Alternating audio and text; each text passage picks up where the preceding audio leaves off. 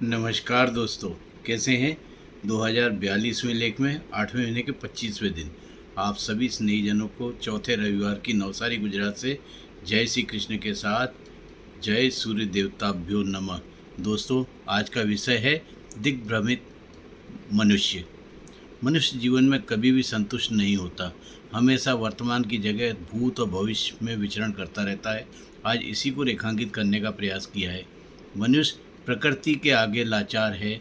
मानव रूपी वैज्ञानिक ने अनेकों कीर्तिमान स्थापित किए हैं, फिर भी प्रकृति में वह शक्ति है जो शून्य में से सर्जन कर सकती है और सर्जन को शून्य में भी परिवर्तित कर सकती है। उत्तराखंड पहाड़ी वाले क्षेत्रों में इसका प्रत्यक्ष जीता जागता उदाहरण भी मनुष्य देख रहा है।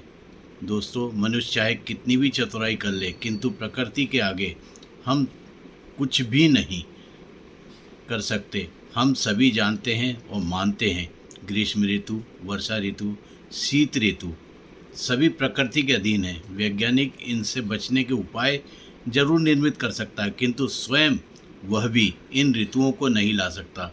यह सब जानते हुए भी स्वार्थी मानव पर्यावरण के साथ अभी भी खिलवाड़ करने से बाज नहीं आ रहा।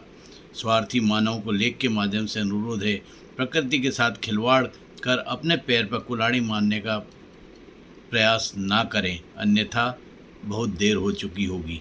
दोस्तों, आकाश में वर्षा ऋतु में जो जल की बूंदें गिरती हैं वह सामान्य ही होती हैं, किंतु वह किस क्षेत्र में गिरती हैं वह स्थान ही वर्षा ऋतु के बूंदों का महत्व निर्धारित करता है, और उसी वर्षा के बूंदों की कीमत भी लगाई जा सकती है।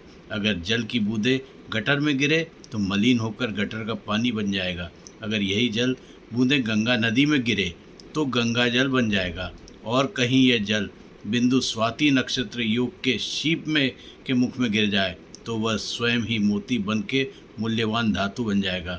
जल बिंदु एक ही है, किंतु उसकी गुणवत्ता का उतार चढ़ाव स्थान के अनुसार निर्धारित होता है। यही मनुष्य के जीवन पर भी 100% नियम लागू होता है।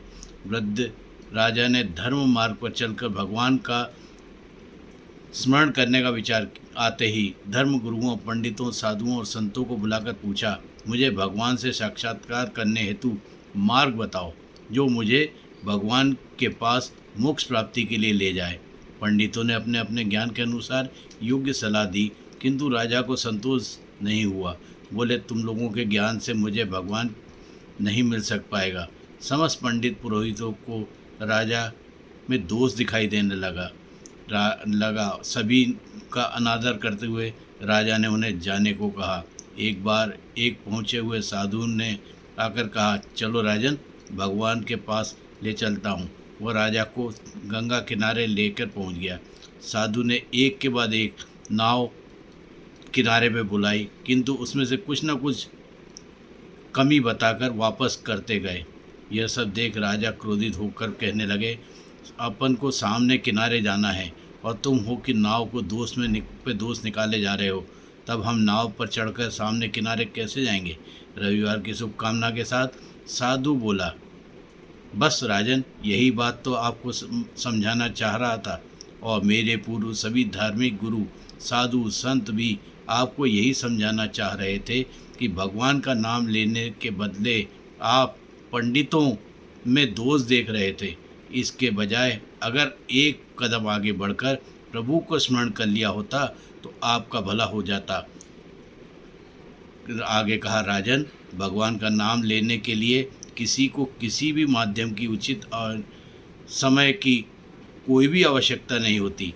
आप तो राजा हैं।